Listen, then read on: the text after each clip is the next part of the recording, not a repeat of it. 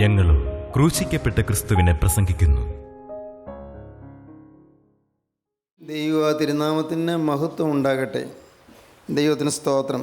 ഉൽപ്പത്തി പുസ്തകം 4-ാം അധ്യായം 5-6 വാക്യങ്ങൾ വായിക്കാം.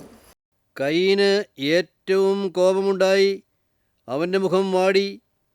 എന്നാറെ യഹോവ കയീനോട്, നീ കോപിക്കുന്നതെന്തിന്?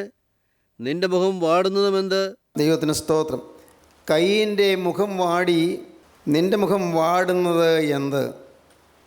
കയീൻ്റെ മുഖം വാടി. ദൈവത്തിന് സ്തോത്രം. കയീൻ ആദാമിൻ്റെ ആദ്യജാതനാണ്. കയീൻ്റെ സ്വഭാവത്തിൽ മാലിന്യമുണ്ടായിരുന്നു, കോപമുണ്ടായിരുന്നു, സ്വഭാവത്തിൽ അസൂയുണ്ടായിരുന്നു, സ്വഭാവത്തിൽ ഇണക്കക്കുറവുണ്ടായിരുന്നു. അത് അവൻ്റെ ജന്മസിദ്ധമായ ഒരു സ്വഭാവമാണ്. അവൻ സാഹചര്യങ്ങൾ കൊണ്ട് നേടിയെടുത്തതല്ല, ജന്മന തന്നെ അവൻ പാവിയാണ്. നാം എല്ലാവരും അങ്ങനെ തന്നെയാണ്. ജന്മന നാം ജനിക്കുമ്പോൾ തന്നെ നമ്മുടെ രക്തത്തിൽ പാപത്തിൻ്റെ കണികകളുണ്ട്, പാപത്തിൻ്റെ വേരുകളുണ്ട് നമ്മുടെ ഓരോരുത്തരുടെയും രക്തത്തിൽ. അതുകൊണ്ടാണ് 53-ാം സങ്കീർത്തനത്തിലും 14-ാം സങ്കീർത്തനത്തിലും സങ്കീർത്തനക്കാരൻ പറയുന്നത്, നന്മ ചെയ്യുന്നതിനില്ല ഒരുത്തൻ പോലുമില്ല, എല്ലാവരും വഴിതെറ്റി ഒരുപോലെ കൊള്ളരുതാത്തവരായി തീർന്നു. എല്ലാവരും പാപികളാണ്, നാം ആരും മെച്ചപ്പെട്ടവരല്ല. ഈ വചനം പറയുന്നത് ഞാനും നിങ്ങൾ നിത്യസ്ഥനല്ല, പാപത്തിലാണ് ജനിക്കുന്നത്. ജനിക്കുമ്പോൾ തന്നെ നമ്മുടെ രക്തത്തിൽ പാപമുണ്ട്.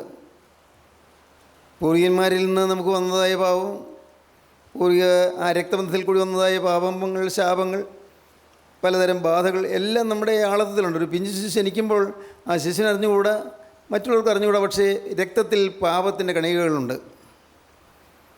എന്നാൽ അത് തിരിച്ചറിഞ്ഞ് എന്നിൽ ഈ വക ദോഷങ്ങളെല്ലാം എൻ്റെ രക്തത്തിൽ അന്തർലീനമായി കിടക്കുന്നു എന്ന് ഗ്രഹിച്ച്, എൻ്റെ കർത്താവേ, നിൻ്റെ തിരുവിലാവിനൊഴിയ രക്തത്താൽ എന്നെ കഴുകണമേ എന്ന് പ്രാർത്ഥിച്ച് പുതിയ ജീവിതം നയിക്കുന്നതാണ് ക്രിസ്തീയ ജീവിതം. അത്രയേ ഉള്ളൂ, പേടിക്കാനില്ല. രക്തത്തിൽ ഏതെല്ലാം ശാപങ്ങളുണ്ടെങ്കിലും, രക്തഘടനയിൽ ഏതെല്ലാം പാപങ്ങളുണ്ടെങ്കിലും എല്ലാം ക്ഷമിക്കുവാൻ യേശുക്രിസ്തുവിൻ്റെ തിരുമനസ്സ്, യേശുക്രിസ്തുവിൻ്റെ തിരുഹൃദയം വെമ്പലോടെ നിൽക്കുകയാണ്. അതിനുവേണ്ടിയാണ് ഒരു പാവവും ചെയ്യാത്ത ദൈവപുത്രൻ ക്രൂശിൽ മരിച്ചത്. ഒരു പാവവും ക്രിസ്തു ചെയ്തിട്ടില്ലല്ലോ. നിങ്ങൾ ആര് എന്നെ പാപത്തെക്കുറിച്ച് ബോധം വരുത്തുമെന്നാണ് കർത്താവ് ചോദിച്ചത്. നിങ്ങൾ ആര് എന്നെ പാപത്തെക്കുറിച്ച് ബോധം വരുത്തും? കാരണം ക്രിസ്തു പാപം തീണ്ടാത്തവനാണ്, പാപമരിയത്ത് വരാത്തവനാണ്. നിത്യനായ ദൈവത്തിൻ്റെ നിത്യനായ തേജോമയനായ അരുമകുമാരൻ കർത്താവായ യേശു ക്രിസ്തു പാപം തീണ്ടാത്തവനാണ്. പാപം തൊടാത്തതിന് മാത്രമേ പാപിയെ രക്ഷിക്കാൻ സാധിക്കുകയുള്ളൂ. പാപത്തിൽ ജീവിക്കാത്തതിന് മാത്രമേ പാപിയെ രക്ഷിക്കാൻ കഴിയുകയുള്ളൂ. ചെളി പുരളാത്തതിന് മാത്രമേ ഒരാൾ ചെളിയിൽ നിന്ന് കരയേറ്റാൻ പറ്റുകയുള്ളൂ. ചതുപ്പ് നിലം ചവിട്ടിയാൽ താണു പോകും. അവിടെ വീണുപോയൊരു മനുഷ്യന് അയാൾ ശ്രമിക്കുന്തോറും താണു പോവുകയല്ലാതെ പൊങ്ങാൻ സാധിക്കുകയില്ല. പക്ഷേ മുകളിൽ നിന്ന് ഒരു ഹെലികോപ്റ്റർ മറ്റോ വന്ന് ആ ആളുടെ താണുപോകുന്നയാളുടെ മേൽ ഒരു കയറിടുകയോ ഏതെങ്കിലും ചെയ്ത് എങ്ങനെയെങ്കിലും അവിടെ നിന്ന് മുകളിൽ നിന്ന് വലിച്ചു പൊക്കിയെടുത്താലേ അവൻ രക്ഷപ്പെടാൻ പറ്റുകയുള്ളൂ. മുകളിൽ നിന്നൊരു സ്നേഹത്തിൻ്റെ കയറ് വരികയാണ്. ഇന്ന് പകലും അതുതന്നെയാണ് സംഭവിക്കുന്നത്. സ്നേഹത്തിൻ്റെ ഒരു ചരട് ഉയരങ്ങളിൽ നിന്ന് നമ്മുടെ നേരെ ഇപ്പോൾ നീട്ടിയിരിക്കുകയാണ്. ചതുപ്പ് നിലത്ത് താണുകാണ് പോയിക്കൊണ്ടിരിക്കുകയാണ്. തീരുമാനങ്ങൾ എടുക്കുന്നുണ്ട്, പക്ഷേ സാധിക്കുന്നില്ല, നിലനിൽക്കുന്നില്ല. നിങ്ങളെല്ലാവരും അതെ, തീരുമാനങ്ങൾ എടുക്കുന്നുണ്ട്, പല സമർപ്പണങ്ങൾ എടുക്കുന്നുണ്ട്. ഈ സമർപ്പണങ്ങൾ ഏതെന്തെല്ലാം എടുത്താലും പിന്നെയും വീണു പോകുന്നു. തീരുമാനങ്ങൾ പുതുക്കുന്നു, പക്ഷേ പിന്നെയും വീണു പോകുന്നു. വളരെ ശക്തമായ തീരുമാനങ്ങൾ എടുക്കുന്നു, പക്ഷേ വീണു പോകുന്നു. എന്നാൽ വീഴാതിരിക്കാനും ഈ ചെളിയിൽ നിന്ന് ഉദ്ധാരണം കിട്ടുവാനൊരു പോംവഴിയുണ്ട്. അത് മുകളിൽ നിന്നുള്ള ചരടുമായി ഒരു ബന്ധം കിട്ടിയാൽ മതി. മുകളിൽ നിന്ന് ഒരു ചരട് കർത്താവായ യേശുവിൻ്റെ സ്നേഹമാണ്. ആ സ്നേഹത്തിൻ്റെ ചരടിൽ, ആ ചുവന്ന നൂലിൽ നമുക്ക് പിടികിട്ടിയാൽ മാത്രം മതി. ചുവന്ന നൂലെന്ന് പറഞ്ഞത് ഞാൻ കരുതിക്കുട്ടി പറഞ്ഞൊരു വാക്കാണ്. യോശുവയും കാലേബും അന്ന് മോശയുടെ നേതൃത്വത്തിന് കീഴിൽ വന്ന 600,000 അവർ എല്ലാവരും പട്ടുപോയി, ആ മരുഭൂമിയിൽ പട്ടുപോയി തീർന്നുപോയി. പക്ഷേ അടുത്ത തലമുറയാണ് ആ തലമുറയെ നയിക്കേണ്ടത് യോർദാൻ അക്കരെയുള്ള കനാനിലേക്കാണ്. കനാനിൽ റാഹാബ് എന്ന വേശ്യ അവിടെ ആ മതിലിൻ്റെ മേൽ ഒരു ചെറിയ ഭവനം കെട്ടി അവിടെ പാർക്കുകയാണ്. അത്ര ബൃഹത്തായ മതിലാണ്, അത്ര വലിയ മതിലാണ്. മതിലിൻ്റെ മുകളിൽ ഒരു വീട് കഴിക്കത്തക്കവണ്ണം അത്ര വിശാലമായ മതിൽ. ഒറ്റുനോക്കാൻ ചെന്നവർ, ആ ദേശം എങ്ങനെയുള്ളതാണെന്ന് അറിയാൻ ചെന്നവർ, അവർ അവിടെ ഒളിച്ചു പാർക്കാനായിട്ട് അശുദ്ധ ജീവിതം നയിക്കുന്ന സ്ത്രീയുടെ വീട്ടിലാണ് ചെന്നത്, റാഹാബ് എന്ന വേശ്യയുടെ വീട്ടിൽ. ഇവരെ എങ്ങനെയെങ്കിലും പിടികൂടണമെന്ന് വിചാരിച്ച് ആ ദേശത്തെ എറിഹോവിലെ പടയാളികളും പ്രഭുക്കന്മാരും നേതാക്കന്മാരും ഓടി അണഞ്ഞപ്പോൾ അവൾ ഇവരെ ഒരു ജനൽ തുറന്ന് ജനലിൽ കൂടി അപ്പുറത്തേക്ക് ഇറക്കി വിട്ടു, മതിലിൻ്റെ അപ്പുറത്തേക്ക്. അവർക്ക് നാശം വന്നില്ല. പക്ഷേ അന്ന് ഒരു വ്യവസ്ഥ പറഞ്ഞിരുന്നു. എന്താണ് വ്യവസ്ഥ? ഒരു ചുവപ്പ് ചരട് ഈ ജനലിന്മേൽ കെട്ടിയിരിക്കും. നിങ്ങൾ വരുമ്പോൾ നിങ്ങളെ രക്ഷിച്ച അഭയം തന്ന വീടാണ് നിങ്ങൾ ഓർക്കാൻ വേണ്ടി ഒരു ചുവപ്പ് ചരട് കെട്ടിയിരിക്കും. ആ ചുവപ്പ് നൂല് അത് കണ്ടാൽ നിങ്ങൾ ഈ ഭവനത്തെ, നിങ്ങളെ രക്ഷിച്ച ഭവനമാണെന്ന് ഓർത്തുകൊള്ളണം. നിങ്ങൾ ഞങ്ങൾക്ക് അപകടം വരാതെ ഞങ്ങൾ സൂക്ഷിക്കണം, ഞങ്ങൾക്ക് കേടുവരാതെ ഞങ്ങൾ പരിപാലിക്കണം. ആ ചുവപ്പ് നൂലിൻ്റെ സംരക്ഷണയിലാണ് ഇസ്രായേൽക്കാർ പിന്നെയും മുന്നോട്ട് പോയത്. പ്രിയപ്പെട്ടവരെ, നമ്മുടെ ജീവിതത്തിൽ ഈ ഒരു ചുവപ്പ് ചരട് നമ്മുടെ മേൽ വരുന്നുണ്ട്, ഒരു ചുവന്ന നൂല്. അത് രക്തത്തിൻ്റെ നൂലാണ്, കർത്താവായ യേശുവിൻ്റെ പുണ്യരക്തത്തിൻ്റെ നൂലാണ്.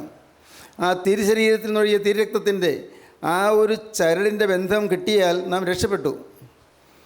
തിരുരക്തത്തിൻ്റെ ആ ചരട്, അതാണ് നമുക്ക് രക്ഷ. വേറെ ഒന്നുമില്ല. നമുക്കാർക്കും അഭിമാനിക്കാനൊന്നുമില്ല, നമുക്ക് അഹങ്കരിക്കാനൊന്നുമില്ല, ഏതാണ്ടെല്ലാം ആയി എന്ന് തോന്നാനും ഒന്നുമില്ല. ആകെയുള്ളത്, കർത്താവേ, ഞാൻ തകർന്നൊരു പാവി, ഇതേ പറയാനുള്ളൂ. എൻ്റെ രക്തഘടന എങ്ങനെയാണ്? എൻ്റെ രക്തത്തിൽ പാവമേ ഉള്ളൂ. ഇപ്പോൾ പാവം തലവെക്കുന്നില്ലെങ്കിലും അടിയിൽ എൻ്റെ രക്തത്തിൽ പാവമുണ്ട്. ഇപ്പോൾ പാമ്പ് തലവെക്കാതെ ഇങ്ങനെ ഇരിക്കുകയാണ്. ചാക്കിൻ്റെ അടിയിൽ പാമ്പ് അകത്ത് കിടക്കുകയാണ്. ചാക്ക് നോക്കി അനക്കിയാൽ പാമ്പ് തലവെക്കും എന്നതുപോലെ അവസരം വന്നാൽ എൻ്റെ പാവം തലവെക്കും. അവസരമില്ലാത്തപ്പോൾ ഞാൻ പാവമൊന്നുമില്ല. അവസരമില്ലാത്തപ്പോൾ മദ്യം അല്പം പോലും കിട്ടാത്തൊരു സ്ഥലത്ത് ഒരാൾ പറയുകയാണ്, ഞാൻ കഴിഞ്ഞ കുറേ വർഷങ്ങളായിട്ട് ഇന്നടത്താണ് താമസിക്കുന്നത്, അവിടെ ഞങ്ങൾക്ക് അവിടെ മദ്യമെല്ലാം നിരോധിച്ചിരിക്കുകയാണ്, മദ്യം കിട്ടുകയില്ല. കേരളത്തിലുള്ളതുപോലെ അവിടെ മദ്യം വിൽപ്പനശാലയിലേക്ക് ഏതെങ്കിലും തരത്തിൽ തന്ത്രപൂർവ്വം ഒഴുകി വരുന്ന സമ്പ്രദായങ്ങളൊന്നുമില്ല, അങ്ങനെയുള്ള അഴിമതികളൊന്നുമില്ല, അവിടെ മദ്യം കിട്ടുകയില്ല. ഞാൻ ഇത്ര വർഷമായി മദ്യം കുടിച്ചിട്ടില്ല എന്ന് പറഞ്ഞാൽ എന്തർത്ഥം? മദ്യമില്ല അവിടെ, മദ്യത്ത് കിട്ടാൻ സാധ്യതയില്ല. ഞാൻ മദ്യം കുടിച്ചില്ല എന്ന് പറയുന്നതിന് അർത്ഥമില്ലല്ലോ. എന്നതുപോലെ നമ്മുടെ ഉള്ളിൽ ഉള്ളതായ പാവം രംഗത്ത് വരണമെങ്കിൽ ഒരു പ്രത്യേക അവസരം വരണം, ഒരു പ്രത്യേക സന്ദർഭം വരുമ്പോൾ, ഏതെങ്കിലും ടെസ്റ്റ് കേസ് വരുമ്പോഴാണ് നമുക്ക് നമ്മുടെ പാപത്തെ ജയിക്കാൻ സാധിക്കുന്നുണ്ടോ എന്നറിയുന്നത്.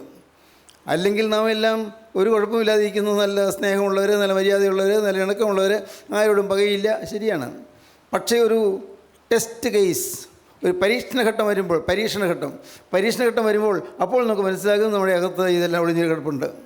അശുദ്ധി ഒളിഞ്ഞു കിടപ്പുണ്ട്, അത്യാഗ്രഹം ഒളിഞ്ഞു കിടപ്പുണ്ട്, ദിവ്യാഗ്രഹം ഒളിഞ്ഞു കിടപ്പുണ്ട്, അസൂയ ഒളിഞ്ഞു കിടപ്പുണ്ട്, അഹങ്കാരം ഒളിഞ്ഞു കിടപ്പുണ്ട്, എന്തെല്ലാം പാവങ്ങൾ എല്ലാം ഈ അകത്തുണ്ട്. ഇപ്പോൾ തലവെക്കുന്നില്ലെന്നേ ഉള്ളൂ.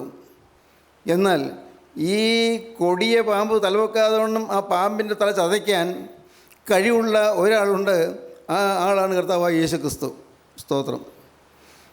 പ്രിയപ്പെട്ടവരെ, കയ്യിൻ്റെ സ്വഭാവത്തിൽ മാലിന്യം ഉണ്ടായിരുന്നു, കയ്യിൻ്റെ സ്വഭാവത്തിൽ അശുദ്ധി ഉണ്ടായിരുന്നു, കയ്യിൻ്റെ സ്വഭാവത്തിൽ അസൂയ ഉണ്ടായിരുന്നു, കയ്യിൻ്റെ സ്വഭാവത്തിൽ അത്യാഗ്രഹം ഉണ്ടായിരുന്നു, കയ്യിൻ്റെ സ്വഭാവത്തിൽ സഹോദര സ്നേഹം ഉണ്ടായിരുന്നില്ല. സഹോദര സ്നേഹമില്ല. ഒരപ്പൻ്റെ അമ്മയുടെയും മക്കളായി ജനിച്ചു കയ്യനും ഹാബീലും. പക്ഷേ ഈ അവൻ്റെ രക്തത്തിലുള്ളതായ ആ തിന്മകളെ കാണാനോ അനുഭവിക്കാനോ അവൻ തയ്യാറായില്ല. എന്നിൽ ഇങ്ങനെയൊരു അബദ്ധങ്ങൾ എൻ്റെ അകത്തുണ്ടല്ലോ, എൻ്റെ ഹൃദയത്തിൽ വിശ്വാസം ഇല്ലല്ലോ, ദൈവത്തിലുള്ള വിശ്വാസം എനിക്കില്ലല്ലോ എന്ന് ചിന്തിക്കാനുള്ള വിനയം ഉണ്ടായില്ല. ഹാബീലിട്ടി ഗുണമെന്താണെന്ന് ചോദിച്ചാൽ അവൻ്റെ ഹൃദയത്തിൽ എപ്പോഴും ദൈവമേ എന്നുള്ള വിളിയുണ്ടായിരുന്നു. അവൻ്റെ അപ്പൻ ആദാം എന്നും വെയിലാകുന്ന സമയത്ത് അങ്ങ് തോട്ടത്തിൻ്റെ ഗേറ്റിങ്ങിലേക്ക്, വാതിക്കലേക്ക് ആദാം നിലവിളിച്ചുകൊണ്ട് കരഞ്ഞുകൊണ്ട് ഏങ്ങലടിച്ചുകൊണ്ട് പോകുന്നത് ഞാൻ കാണാറുണ്ട്. അപ്പൻ എന്തിനാണ് ഈ ഏതെങ്കിലും തോട്ടത്തിൻ്റെ വാതിക്കലേക്ക് ഇങ്ങനെ പോകുന്നത്? കുറേ നേരം അവിടെ കരഞ്ഞിട്ട് സങ്കടത്തോടെ തിരിഞ്ഞു പോരും. ഇങ്ങനെ വേണമെങ്കിൽ ഭാവനയിൽ കാണാം, വേദോസിലില്ല, ഭാവനയിൽ കാണാം. ആദാം ഒരു ദിവസം തിരിച്ച് വരുന്ന സമയത്ത് ഹാബീൽ അടുക്കലേക്ക് ചെന്നു. അപ്പോൾ അപ്പനെന്നും ഇങ്ങനെ ഈ ആ തോട്ടത്തിൻ്റെ വാതിക്കൽ പോയിട്ട് കരഞ്ഞിട്ട് വരുന്നത് എന്താണ്? എന്താ അപ്പൻ്റെ മുഖത്ത് പ്രസാദമില്ലാത്തത്? നമുക്ക് ഈ ഭൂമിയിൽ ജീവിക്കാൻ മാർഗമൊക്കെ ഉണ്ടല്ലോ. കാര്യം കഷ്ടപ്പെടണം, വിയർപ്പുണ്ട്, ഉപജീവിക്കണം, ശരിയാണ്. എന്നാലും ഉണ്ടല്ലോ, എല്ലാം ഉണ്ടല്ലോ. പിന്നെ എന്തിനാ ഈ കരയുന്നത്? ആദാം മകനായ ഹാബീലിനെ വാത്സല്യത്തോടെ ചേർത്തിരുത്തി. അപ്പോൾ അപ്പൻ മോനെ അടുത്തിരുത്തിയപ്പോൾ ചേട്ടൻ കയ്യിനും വന്നു, രണ്ടുപേരിരുത്തി. എൻ്റെ മക്കളെ, ഞാൻ നിങ്ങളോട് പറഞ്ഞില്ലല്ലോ, ഒരു വലിയ സംഭവം ഉണ്ടായി. ഞാൻ ദൈവകൽപ്പന ലംഘിച്ചു. ഏദൻ തോട്ടത്തിൻ്റെ സൗഭാഗ്യത്തിലായിരുന്നു ഞാൻ. അവിടെയുള്ള അനുഗ്രഹീതമായ ദൈവിക വരദാനങ്ങളെല്ലാം അനുഭവിച്ചുകൊണ്ട് ഞാൻ സന്തോഷമായി കഴിയുകയായിരുന്നു. ഞാനും നിങ്ങളുടെ അമ്മയും ഒരുമിച്ച് സന്തോഷത്തോടെ കഴിഞ്ഞ നല്ല നാളുകൾ ഓർക്കുമ്പോൾ ഇന്ന് അതെല്ലാം ഓർത്ത് ഹൃദയം തേങ്ങുന്നുണ്ട്. നഷ്ടപ്പെട്ടു പോയല്ലോ എന്ന്. മക്കളെ, ദൈവകൽപ്പനയെ ലംഘിച്ചു. ദൈവവചനത്തെ അനുസരിച്ചില്ല. പോരാ, ദൈവവചനത്തെ സംശയിക്കുകയും ചെയ്തു. ഞങ്ങളെ വഞ്ചിക്കാൻ കൊടിയ പിശാച് കടന്നു വന്നു. ആ പിശാച് വന്ന് ഞങ്ങളെ നശിപ്പിച്ചു, ഞങ്ങളെ വഞ്ചിച്ചു. മക്കളെ, ഞങ്ങൾ ദൈവത്തിൻ്റെ കൽപ്പന ലംഘിച്ചു പോയി. അപ്പോൾ ഹാബേൽ ചോദിച്ചു, ഭാവനയാണ്. ഹാബേൽ ചോദിച്ചു, അപ്പോൾ അങ്ങനെയാണെങ്കിൽ പിന്നെ എന്നും നമ്മളിങ്ങനെ പുറത്ത് നിൽക്കണമെന്നാണോ? എന്നും ഇങ്ങനെ പുറത്ത് ദേഹത്തോട്ടത്തിലേക്ക് കിടക്കാൻ പറ്റാതെ നിൽക്കണമെന്നാണോ? ഉടനെ പറഞ്ഞു, എൻ്റെ മക്കളെയും പറഞ്ഞു തരാം. എന്നും തോട്ടത്തിൻ്റെ വാതിക്കൽ പോയി ഇങ്ങനെ നിൽക്കാനല്ല ദൈവം ആഗ്രഹിക്കുന്നത്. നമ്മളെ തോട്ടത്തിൽ തന്നെ കൊണ്ടുവന്ന് പാർപ്പിക്കാൻ തന്നെയാണ് ദൈവം ആഗ്രഹിക്കുന്നത്. നമുക്ക് വേണ്ടിയാണ് തോട്ടം നിർമ്മിച്ചത്. മനുഷ്യജാതിക്ക് വേണ്ടിയാണ് തോട്ടം നിർമ്മിച്ചത്. എന്നാൽ ആ തോട്ടത്തിൻ്റെ പുറത്ത് നിൽക്കാതെ അകത്ത് ചെല്ലണമെങ്കിൽ അതിനുള്ള ഒരു വഴി ദൈവം കണ്ടിട്ടുണ്ട്. സ്ത്രീയുടെ സന്തതി പാമ്പിൻ്റെ തല ചതയ്ക്കും എന്ന് ഒരു വാക്ക് കർത്താവ് എന്ന് പറഞ്ഞിട്ടുണ്ട്. സർവശക്തനായ ദൈവമല്ലേ, അവിടുത്തെ വഴികൾ ആർക്കറിയാം? സ്ത്രീയുടെ സന്തതി, പുരുഷ സമ്പർക്കമില്ലാതെ ജനിക്കുന്ന ഒരു കുഞ്ഞ്, ആ കുഞ്ഞ് ജനിക്കും. ആ കുഞ്ഞ് പാമ്പിൻ്റെ തല ചതയ്ക്കും. അന്ന് നമുക്ക് മോചനം കിട്ടും. ദൈവത്തിന് സ്തോത്രം. വലിയ സന്തോഷമായി മക്കളെ. അതിൻ്റെ ഒരു നിഴലായിട്ടാണ് അന്ന് ദൈവം തമ്പുരാൻ ഒരു മൃഗത്തെ കൊന്ന് അതിൻ്റെ തോൽ കൊണ്ട് ഞങ്ങൾക്ക് വസ്ത്രം തന്നത്. മൃഗത്തെ കൊന്ന് അതിന് തോൽ കൊണ്ട് ഞങ്ങൾക്ക് ഉടുപ്പുണ്ടാക്കി തന്നു. അത് അന്ന് ദൈവം ഒരു വാഗ്ദത്തം തന്നതാണ്. ദൈവത്തിന് സ്തോത്രം. ദൈവം അന്ന് ഞങ്ങൾക്കൊരു വാഗ്ദത്തം തന്നു, സ്ത്രീയുടെ സന്തതി പാമ്പിൻ്റെ തല ചതയ്ക്കുമെന്ന്. ആ ദിവസം ഞങ്ങൾ കാത്തിരിക്കുകയാണ്. ഞാൻ ആ ദിവസത്തിന് വേണ്ടി കൊതി കൊണ്ട് കാത്തിരിക്കുകയാണ്. സ്ത്രീയുടെ സന്തതി പാമ്പിൻ്റെ തല ചതയ്ക്കുന്ന ദിവസത്തിന് വേണ്ടി. ദൈവത്തിന് സ്തോത്രം. പ്രിയപ്പെട്ടവരെ, അന്ന് ആദാം അവിടെ പറഞ്ഞ വാക്കുകൾ ഹൃദയത്തിൽ കൊണ്ടു. ഒരു മൃഗത്തെ കൊന്ന് അതിൻ്റെ തോലുരിഞ്ഞ് ആ തോലുകൊണ്ട് വസ്ത്രമുണ്ടാക്കി തന്നു, ഉടുവസ്ത്രമാക്കി തന്നു എന്ന് ആദാം പറഞ്ഞത് പിള്ളേർ കേട്ടപ്പോൾ രണ്ടുപേരും അപ്പനെ നോക്കി. അവർക്ക് സന്തോഷമായി. അപ്പൻ്റെ ശരീരത്തിലുള്ള ഉടുപ്പ് കണ്ടു. ശരിയാണ്, അപ്പം പറഞ്ഞതൊക്കെ ശരിയാണെന്ന് അവർക്ക് മനസ്സിലായി. അതോടുകൂടി അവർക്ക് ദൈവത്തെ വിശ്വാസമായി. ദൈവത്തിൽ വിശ്വാസം വരാൻ കാരണം ഈ അപ്പൻ പറഞ്ഞ വാക്കുകൾ കേട്ടപ്പോൾ. വചനം ലംഘിച്ചാൽ പാവമാണ്, പാവം വന്നാൽ പിശാച് അവകാശം പറയും എന്ന് അപ്പൻ പറഞ്ഞ വാക്കുകൾ കേട്ട് ഈ മക്കൾ വിശ്വസിച്ചു. പക്ഷേ കയ്യിന് അപ്പോഴും ചില സംശയങ്ങൾ. അവന് സംശയം മാറുന്നില്ല. ഹാബേലിന് വിശ്വാസം വന്നു. ഹാബേലിൻ്റെ വിശ്വാസം അത് അവൻ രക്ഷയായി തീർന്നു. പ്രിയപ്പെട്ടവരെ, ആദാം 930 വർഷം പിന്നെ ജീവിച്ചിരുന്നു. അതിനുശേഷം ആദാം മരിച്ചു. 930 വർഷത്തിന് ശേഷം ആദാം മരിച്ച് ആദാം പാതാളത്തിൽ അങ്ങനെ ഒരു പ്രതീക്ഷയോടിരിക്കുകയാണ്. സ്ത്രീയുടെ സന്തതി പാമ്പിൻ്റെ തല ചതയ്ക്കുമ്പോൾ എനിക്കൊരു ഉയർത്തെഴുന്നേൽപ്പ് കിട്ടും, എന്നെ ജീവിപ്പിക്കും, എനിക്ക് ആ സ്ത്രീയുടെ സന്തതിയുടെ ആ അത്ഭുത വ്യാപാരം കൊണ്ട് എനിക്ക് മോചനം കിട്ടും. ഈ ആഗ്രഹത്തോടുകൂടി ആദാം അവിടെ ആ പാതാളത്തിൽ യാതനയിൽ തന്നെ കിടക്കുകയാണ്. വർഷങ്ങൾ മുന്നോട്ട് പോയി. എന്നാൽ ഒരു ദിവസം ഒരു ശുഭവാർത്ത കേട്ടു. ആരോ വന്ന് തൻ്റെ ചെവിയിൽ തട്ടുന്നു, ആരോ തൻ്റെ തലയിൽ തൊടുന്നു. ആരാണ്? ആദാം ഞെട്ടി നോക്കിയപ്പോൾ കർത്താവായ യേശു ക്രിസ്തു, ക്രൂശിതനായ ക്രിസ്തു, ഉദ്ധിതനായ ക്രിസ്തു, ഉത്ഥാനം കൈക്കൊണ്ട ക്രിസ്തു, ഉയർത്തെഴുന്നേറ്റ ക്രിസ്തു വന്നടുക്കൽ നിൽക്കുന്നു.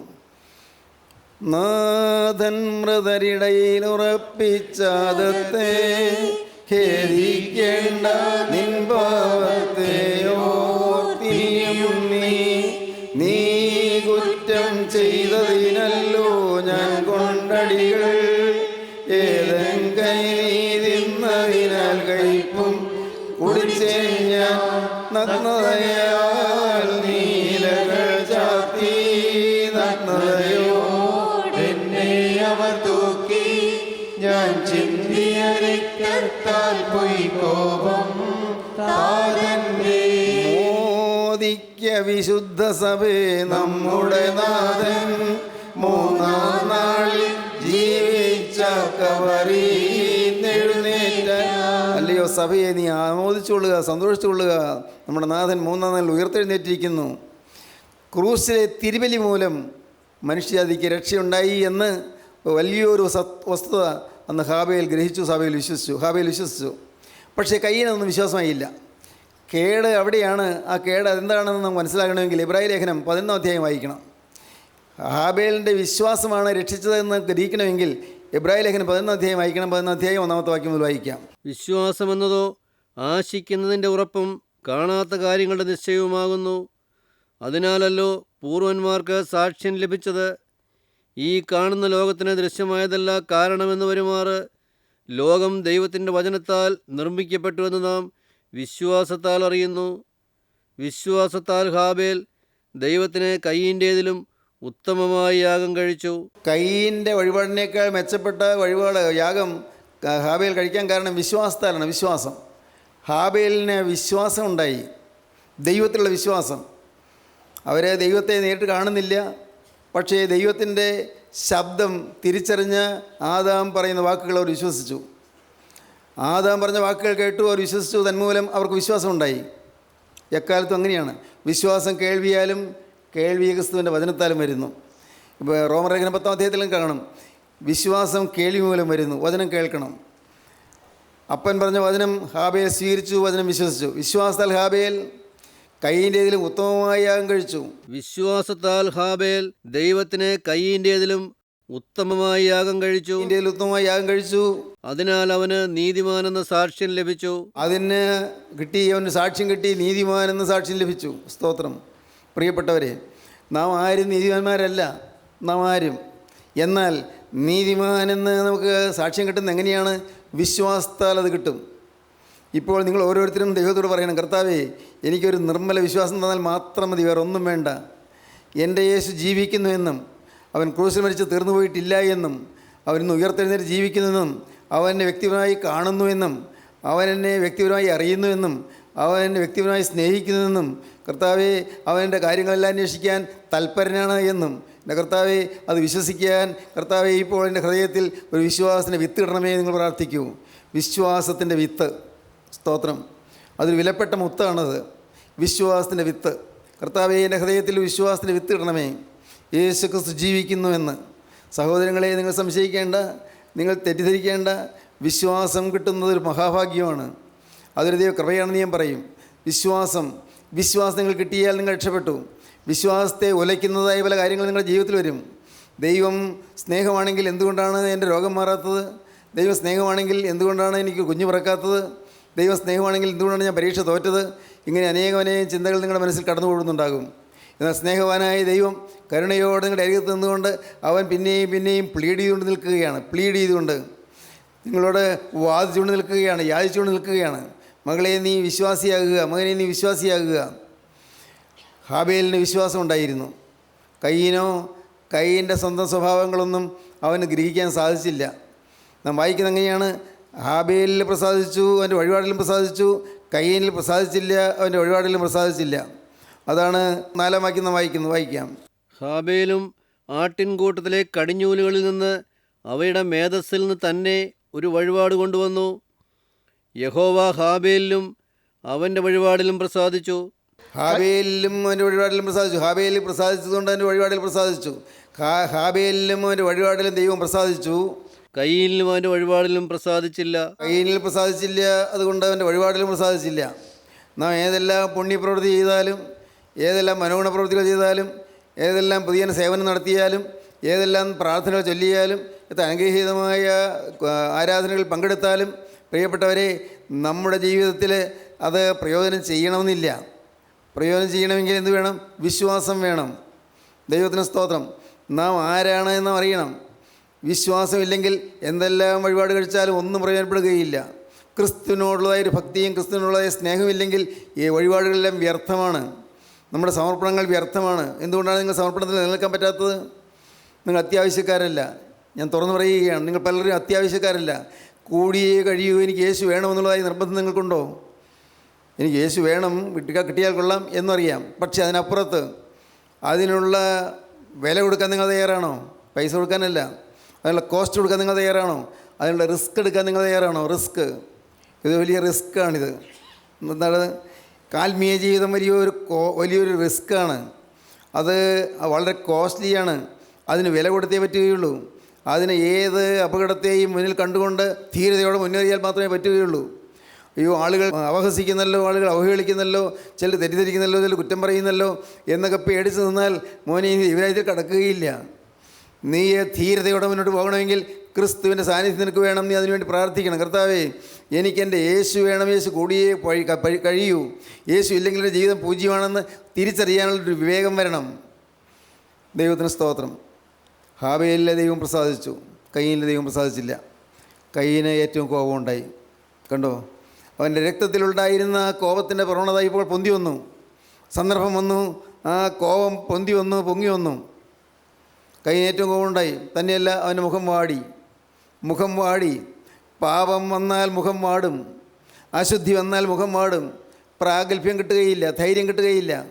എന്തിന്? നിങ്ങൾക്കൊരാൾക്ക് ഏതെങ്കിലും മാരകമായൊരു പാപം വന്നുവെങ്കിൽ നിങ്ങൾക്ക് ദൈവമക്കളുടെ അടുക്കൽ വരാൻ തന്നെ പേടിയില്ലേ? ദൈവമക്കളോട് മിണ്ടാൻ പേടിയില്ലേ? എന്താ കാരണം? വെളിച്ചത്തിലേക്ക് വരാൻ നിങ്ങൾ ഇഷ്ടപ്പെടുന്നില്ല. വെളിച്ചത്തിലേക്ക് വരാനും വെളിച്ചത്തോട് സംസാരിക്കാൻ നിങ്ങൾക്ക് തോന്നുന്നില്ല. വെളിച്ചത്തിൻ്റെലേക്ക് വരാൻ ഇരുട്ടിൻ്റെ അവകാശിയായ പിശാച് നിങ്ങൾ സമ്മതിക്കുകയില്ല. ദൈവത്തിന് സ്തോത്രം. കയ്യിന് ഏറ്റവും കോപമുണ്ടായി. രക്തത്തിൽ അടങ്ങിയിരിക്കുന്ന കോപം അപ്പോൾ പത്തി പൊങ്ങി. ദൈവത്തിന് സ്തോത്രം. കേൾക്കൂ, കയ്യിന് ഏറ്റവും കോപമുണ്ടായി. മാത്രമല്ല, അവന് ദൈവത്തോട് ദേഷ്യം വന്നു. ദൈവത്തോട് ദേഷ്യം. ഹാബേലിൽ പ്രസാദിച്ചു, എൻ്റെ വഴിപാടിൽ പ്രസാദിച്ചില്ല. ദൈവത്തിന് മുഖപക്ഷം ഉണ്ടായിരുന്നവന് തോന്നിപ്പോയി, ദൈവത്തിന് പക്ഷഭേദം ഉണ്ടെന്ന് തോന്നിപ്പോയി. എന്നാൽ അവനൊന്ന് വിനയപ്പെട്ട് ചിന്തിച്ചിരുന്നെങ്കിൽ എന്തുകൊണ്ടാണ് എന്നിൽ പ്രസാദിക്കാത്തത്? ഹാബേലിൽ പ്രസാദിച്ചു, പക്ഷേ എന്നിൽ പ്രസാദിച്ചില്ലല്ലോ. എന്തായിരിക്കും കാരണം? ഒന്ന് ചിന്തിച്ചാൽ മതിയായിരുന്നു. ദൈവമക്കൾ ഓരോരുത്തരും പഠിക്കേണ്ട ഒരു പാഠമാണിത്. എന്തുകൊണ്ടാണ് എന്നിൽ ദൈവത്തിന് പ്രസാദം വരാത്തത്?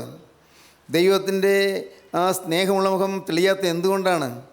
എൻ്റെ നേരെ ദൈവം വേദനയോടെ നോക്കുന്നത് എന്തുകൊണ്ടാണ്? കർത്താവ് എൻ്റെ അരികത്ത് നിന്ന് കെഞ്ചുന്നത് എന്തുകൊണ്ടാണ്? എന്താണ് എൻ്റെ പരാജയ കാരണം?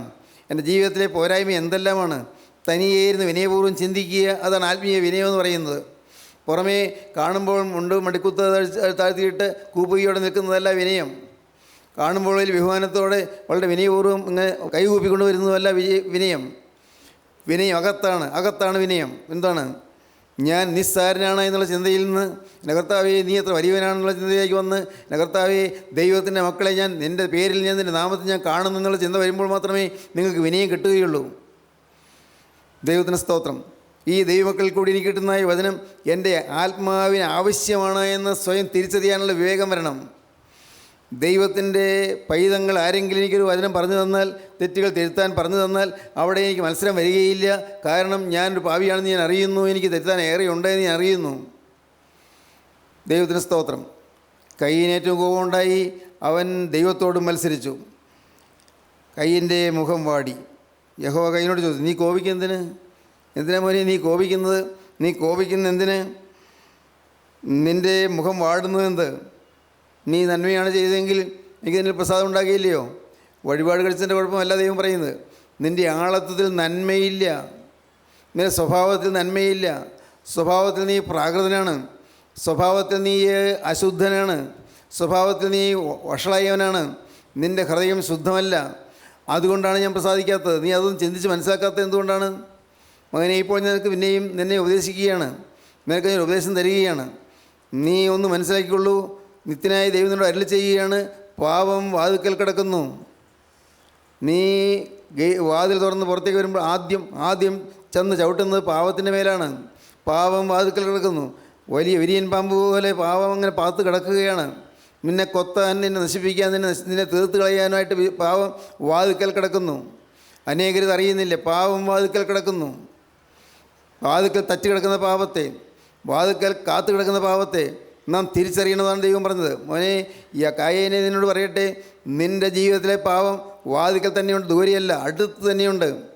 നീ ഇപ്പോൾ ആ പാവത്തെ ജയിച്ചില്ലെങ്കിൽ നീ കൊടിയ ആപത്തിൽ പെട്ടുപോകും, വലിയ വലിയ വിനാശത്തിൽ പെട്ടുപോകും. പാവം വാതിക്കൽ കിടക്കുന്നു, അതിൻ്റെ ആഗ്രഹം നിന്നോടാകും. നിന്നെ തന്നെ നോക്കിക്കൊണ്ടാണ് പാവം കിടക്കുന്നത്. നിന്നെ കൊത്താനാണ് ഈ പാമ്പ് കിടക്കുന്നത്, നിന്നെ നശിപ്പിക്കാനാണ് ഈ പാമ്പ് കിടക്കുന്നത്. പ്രിയപ്പെട്ടവരെ കേൾക്കൂ, പാപത്തിൻ്റെ ഏതെങ്കിലും ചോദനകൾ, ഏതെങ്കിലും പ്രേരണകൾ നിങ്ങൾക്ക് വരുമ്പോൾ നിങ്ങൾ അപ്പോൾ ഓർത്തുകൊള്ളണം, കർത്താവേ, പാവം വാതിക്കൽ കിടക്കുന്നു, പാമ്പ് വാതിക്കൽ വന്നിരിക്കുന്നു. ചീത്ത ചിന്തകൾ വരാൻ തുടങ്ങുമ്പോഴേക്കും ഓർത്ത്, എൻ്റെ കർത്താവേ, പാമ്പ് വാതിക്കൽ കിടക്കുന്നു.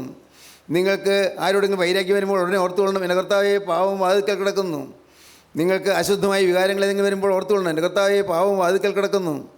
കർത്താവേ, പാവം എന്നെ വീഴിക്കാമെന്ന് അടുത്ത് വന്നു കഴിഞ്ഞിരിക്കുന്നു. ഉടനെ ഓർത്തുകൊള്ളണം. അതാണ് ആത്മീയ ജീവിതത്തിലെ വിജിലൻസ് എന്ന് പറയുന്നത്. ആത്മീയ ജീവിതത്തിലെ നല്ല തീക്ഷ്ണത, നല്ല ജാഗരണം എന്ന് പറയുന്നത്. ജാഗരണം, അലർട്ടായിരിക്കും, എപ്പോഴും അലർട്ടായിരിക്കും. പാവം വരുന്നുണ്ടോ. മറ്റൊന്നും നമ്മെ അലറുകയില്ല. ഒരേ ഒരു ചിന്തയാണ്, എൻ്റെ ജീവിതത്തിൽ ഒരു പാവം വരരുത് എന്നുള്ള നിർബന്ധം. ദൈവത്തിന് സ്തോത്രം. എൻ്റെ പ്രിയപ്പെട്ടവരെ, ഞാൻ സ്നേഹത്തോടെ നിങ്ങളോട് പറയട്ടെ, വിനയത്തോടെ പറയട്ടെ, നിങ്ങൾക്ക് ഇത് വേണമെങ്കിൽ അനുഭവിക്കാം. പാവത്തിൻ്റെ പേര് ജയം നിങ്ങൾക്ക് നേടാം. നിങ്ങൾ പലരും ചിന്തിക്കും, സാർ എന്നും ഈ പാവം എന്നല്ലേ പറയുന്നത്, ഈ കൂട്ടായ്മയിൽ നിന്നാൽ പാവം എന്നേ കേൾക്കാനുള്ളൂ. രോഗസൗഖ്യമെന്നോ അല്ലെങ്കിൽ സ്റ്റേജിൽ കൂടി ഓടി നടന്നുകൊണ്ട് തല നിവർത്ത് തല താഴ്ത്ത് ഒന്ന് അങ്ങോട്ട് കവിഴ്ന്ന് നിൽക്കുക, എല്ലാ രോഗം മാറി ഇപ്പോൾ മാറി എന്ന് പറയുന്നതൊക്കെയാണ് ആളുകൾക്ക് ഇഷ്ടം. നിങ്ങൾക്ക് ഇങ്ങനെ പാവത്തെക്കുറിച്ച് പറയുന്നതും പലർക്കും ഇഷ്ടമല്ല.